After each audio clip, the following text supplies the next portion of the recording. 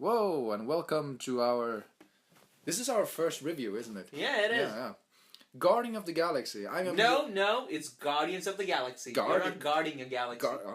Did I say that? Yeah, you said guarding a galaxy. Guarding a galaxy? Yeah. But they are guarding... They're guarding a galaxy, Yeah. but this is called Guardians of the Galaxy. Oh, so right. they're guarding the galaxy, but we are not reviewing guarding the galaxy. We're... Cool. Yeah, cool. Yeah, It this is. one, yeah. Did you like the film? I loved it. Yeah? Because I did not know what to expect when I was going in. I was just, is it going to be too campy? Is it going to be too childish? Yeah. Is it going to be too goofy? But it was really a light-hearted movie, and I loved it. Yeah, I think that's the main appeal of it. Like, I had no expectations when I went into this film. Like, I had no clue what they were going into. Like, no backstories. Yeah, you did not know if you were guarding a galaxy or protecting a galaxy or fighting for a galaxy. Fighting for a galaxy, yeah. But like, I have never been exposed like to the franchise or whatever. But yeah, they are really going out with it, and this is like the second wave of the Marvel films, right? Yeah, now. like Phase 2, yeah. Yeah, Phase 2. I really don't know about the phases, but like, they are sort of trying to, introduce a new phase. Yeah. And melding them together, so that... Yeah, like the first Phase 1 was before the first Avengers. Everything is leading up to the big Avengers. Yeah. Then Phase 2 is like everything's leading into the second Avengers. Then Phase 3, you guessed it, everything is leading to Avengers 3. Avengers 3. Yeah, That's how all the phases work. So the antagonist of this film, he is going to be an antagonist of the third film.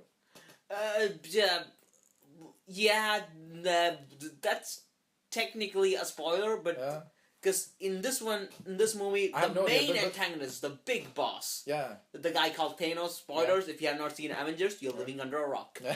But yeah, Thanos is the big bad, but he's not technically the villain in Villain. Yeah. Villain in Villain? We are going all over the place, aren't we? He's technically the big boss. He's not the bad guy in this. Is Ronan the Accuser? He's What did you think about the villain, like Ronan? The Ronan, for most guys who saw Thor: Dark World, you could really draw parallels from Ronan. That okay, this guy is fucking dangerous, but we can't be fucking bothered to develop his character. Who the fuck cares? But I still liked Ronan better, way better than I don't even remember who was that. Malekith from Thor: Dark World. But this guy, even though he wasn't developed, he was at least speaking English, so I was a bit more interested. Yeah. And you could see he's a vicious son of a bitch because he hammers a guy's head off. Yeah. But it's off screen, sorry, spoilers. Yeah. But it's PG-13, isn't it? Yeah. So they're not pushing the boundaries that much, are they? No, they're not. But enough for the kids to go, wow, that was violent. Let's put a smile on. Yeah, but we are not showing the mouth tearing. But yeah, so Ronan was... He could have been developed more, but still you could really get his motive. Yeah, I actually liked it, and also the visual appearance of it. It was kind of untraditional in a way. Like he had mud on his face. For those who have seen the pictures of it, and blue choice of color, and he also had that the pharaoh kind of like the design. pharaoh feel. Yeah. So you know that he was he had the godlike appearance. Yeah, that's always the thing. Yeah. But what do you think about the Guardians in general? I was really surprised when I learned that okay, so there's a tree guy, there's a raccoon, there's essentially a big Russian with scars all over his body, and then you have the Han Solo character and the alien lady who's also the Avatar lady. Yeah, Avatar chick, yeah. Zoe Saldana. Yeah. I actually really enjoyed it, and also as I mentioned earlier, when we saw the film, is that I enjoyed that they actually didn't go CG all over the place. Like the raccoon and the Groot, I can accept it and it was good. But like that I actually went and did a lot of makeup. So I actually think that the makeup artist should have an Oscar for this film, just because it was so well done in that phase. And that like the industry are not saying that every movie that are high budget and big in the scale should also have CG all over the place. Like that's the problem with Peter Jackson doing The Hobbit, because he said that if I could do this 10 years ago, it would have CG all over the place. So, let's save the ranting on Peter Jackson for our next video. Next video. But we will get to Peter Jackson later. Yeah, but I like the visuals though for the films. The visuals was really good, and but for me, what blew my mind was this movie had maybe 2/3 the production budget of Spider-Man movie. Yeah, and it was way more beautiful. Yeah. And I'm gonna use the word we use a lot: cinematography. Yeah, cinematography. Cinematography. Yeah, we use that a lot. Yeah. But yet, of this movie was spectacular for a movie that was made with 170 million, and that's not something you see that often. And in my opinion, as far as the Guardians are concerned, I love them because they're so fucking different. Yeah, it's a really, really wacko. They're like a bunch of misfits that really plays. Exactly. So they're just like, there's this raccoon, this fucking tree who's really kind but still fucking stupid. Yeah. Then Drax, played by Batista. Some people are bitching he isn't that good, but his character is supposed to be wooden. It's just like, I'm gonna kill you, but he's not as stupid as a Russian. Yeah. Then, of course, the Han Solo / Kirk character, he's quite good, but he wasn't anything special. Yeah, I think is that you could see that they were doing in like the Han Solo direction. Yeah. But No, but he mixed Han Solo and Kirk. Oh yeah. Yeah, so they're trying to make the Marvels. Yeah. Han Kirk. Yeah. Or something. Yeah. But I actually did. Overall, I think he played like the rogue character really well. He did. He was really good. He had his own personality and his own, references and all that stuff. Yeah, like that is his main character quirk. That quirk. Quirk. No, that because he grew up in the 80s, he's gonna. The only thing he remembers about Earth nostalgically is the 80s. Yeah. So he throws around 80s references all over the place. And I think you get some, you don't get all of them. Yeah, I think that might be a struggle for the target audience. Yeah. Those kids who are now 12, 13, 14, whatever. Yeah, but no, the thing with that was the beauty of the Guardians, because usual Marvel movies are aimed for the kids. So kids will go see this. But the 80s references will make the adults go see it. Yeah. So that's like a hook for all the demographics. Yeah. Smart move, Marvel. I think there are a lot of kids movies that are like, it's made for kids, but then they will maybe throw an actor in it just to make it appeal. Not to discourse it, but I will mention, Aladdin was kind of like that. Because Aladdin is an animation movie, made for kids. But they had Robin Williams in it. So the adults were like, we saw the stand-up comedy of Robin Williams, so this is just something for us. Robin Williams before Mrs. Doubtfire, or was that out after Doubtfire? I don't know. Anyways, again, we are rambling away from that thing. But but the soundtrack is really good, I think. For the 80s, I think it's a good choice. Just the space opera. Themey and like the 80s movies soundtracks. Like, the music was really good, but in some places they overdid it. Yeah. Like it was just blaring all around the place, and you're good. Oh my god, I get it. It's the 80s songs. Yeah, there's like, I think that between 20 or 30%, some of the stuff that they wanted to be quirky, they wanted to be humorous, and all that, the strange humors that are in the film. When you see it, you will know exactly what we mean. But like some of the part are a little bit forced, even the music, right? And the humor itself. Like there are this is this self-awareness, like we are funny, we know it. But for me, I think most of the jokes didn't. For me, most of the jokes worked. Because I felt that it was self-aware. Because they weren't taking themselves too seriously. Like, for example, Thor: The Dark World. It wanted to be this dark, mythical epic. And at the same time, they wanted to have really goofy jokes in it. But this one, they never had a tonal shift. From the beginning to end, they knew we are not that serious. We are a goofy, campy movie with heart moments. So you kind of knew what you were going into, and like that selling point. Yeah, I knew the selling point, but they never left that selling point. Like they never tried to be too dark or too serious.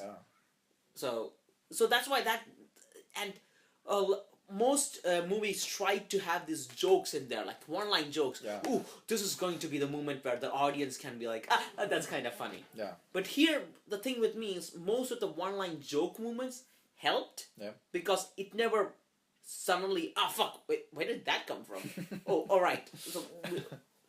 So one-line stuff in this worked, while a lot of the other Marvels failed. Marvel movies, I'll put in general. Yeah, I think so. Yeah. So yeah, but and also I actually want to say that as a team, I like the Guardians better than the Avengers. I'm sorry, please don't shoot me. No, but I actually agree. Like the in the beginning, I didn't like it, but that's part of the beauty of it, I think, because they are a band of misfits and they don't really like each other. You could actually feel that tension. Like, no, me even myself as a viewer, I don't like the team as they're making up. Even though it's like, oh, there's this tree guy and raccoon and etc. etc. But as they even at the end of the film, you start to feel like that, that camaraderie and you sort of see that, okay, they are perfect together. Like you see that, okay, these guys don't want to be fucking here, but they have to be here, or the Earth is butt fucked. Sorry, not the Earth, galaxy. That's the Avengers. Yeah. But in the Avengers case, oh my god, I have this robot. I'm the god. I'm a jacked up superhuman. Yeah. Woo, I have the responsibility to save this, and I will shake your hand and stand beside you for a while because we have to save. But these guys, they know. Okay, we are nobody relevant. Yeah. But still, we have to come together, and we at this position we are the only ones who can stop this shit. Yeah. Otherwise, everybody's butt fucked. Yeah. Right. Yeah. So you feel that sort of that, not necessarily pressure, but like, okay, we have to stick together. Yeah. Exactly. In order for this to work. But the Avengers, there's like, even though in the film you don't really see that. Okay. You don't see a camaraderie or friendship. No. Like the entire, the emotional manipulation the Avengers is throughout the entire movie. They're like, fuck no, we are not working together. Yeah. Then Nick Fury just does this manipulation where, that guy, Agent Coulson, died. So, if you guys don't go out and save the Earth, the blood is in your hands. So, go save the Earth, bitches. Yeah. And also I think that the build-up to the Avengers, even though when the movie came out, there was like a whole culture movement around it. Yeah. But like every single Marvel film, like Iron Man, Thor, and Captain America, at the end of the film you would always say, oh, there's Nick Fury again. Where did you Avengers? Every single one. So you knew they were going into it. Yeah. But the build-up has been for like 2... what is that? 4 years. 4 years, yeah, right. Yeah. So, but also, that's the thing, like some people's gripe about Guardians is, it was way too fast. Oh my god, we couldn't get enough time to explain this character's backstory. Fuck yeah! Nobody fucking knows about this comic book story. If you were making movies about these 5 characters, nobody's gonna fucking see it. No, yeah, exactly. So they had to rush it. Yeah. But they did it in a nice way. Yeah. They were successful. Yeah, that was. They were really successful, not just successful. Yeah. Very successful. Because Avengers, you knew, you were waiting for it. Yeah. This one is just, fuck, where the fuck did this come from? Yeah. It is good? Yeah. Wait, what? What the fuck is going on? I'm liking this movie. Yeah.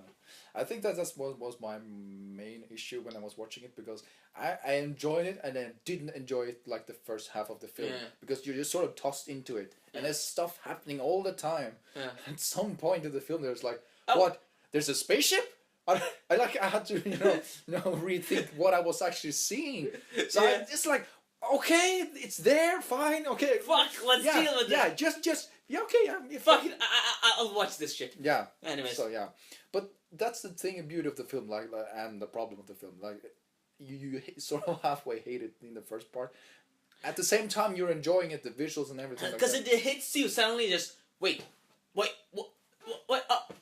Fuck it, whatever. I'm dealing with it. It's but like that's the thing. What I like about it is that you feel that it is a journey. Yeah. Yeah. And we feel like we are in that journey. Yeah. Because Avengers, again, I have to draw parallels with Avengers. Avengers, we are sitting back and we are watching these guys, this really amazing guys, whoop ass. Yeah. But this, we feel like we are in that journey with them. Yeah. And that's the huge difference. I think it's like a relatability factor. Yeah, I think so. So I am psyched for the next Guardian of the Galaxy. 3 years. I wish it comes out next year. But hey, so let's start with the rating system then. Yeah. So what would you give it? A scale from 1 to 10. Okay. You could say like 7 point. Yeah, but I have to explain my psychology because when I'm watching a summer movie, I'm not really analyzing it too much. I'm not rating it like an Oscar movie. No. So, but you just say, for me, it's an action flick and a semi-comedy flick, which did its job really well. So I'm gonna give it like a 9 out of 10.